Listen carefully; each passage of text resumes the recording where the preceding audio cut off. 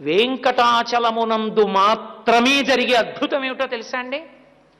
శిశువు నుండి వృద్ధుడి వరకు, స్త్రీ పురుష పండిత పామర కుల మత వర్ణ వివక్ష లేకుండా ఆనంద నిలయంలోకి మీరు ఇలా వెళ్ళి చూడగానే ఒక పెద్ద రాశీభూతమైన విద్యుత్ ఎలా లాగేస్తుందో అలా ఆయన మీ మనసు లాగుతాడు.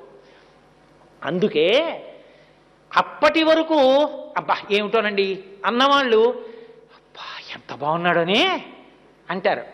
వెనక్కి నడవడం జీవితంలో అలవాటు ఉండదు. తోసేస్తున్న గోవిందా గోవిందా గోవిందా గోవిందా అంటూ బయటికి వచ్చి కూడా ఇలా చూస్తుంటారు తొంగి. ఎలా ఉంది ఏం చెప్పనండి అంటాడంతే. అంటే నువ్వు ఎంత ప్రయత్నం చేసినా మనసు నిలబడదు. సదా మోహాటవ్యాం చరతి యువతీనాం కుచగిరౌ నటత్య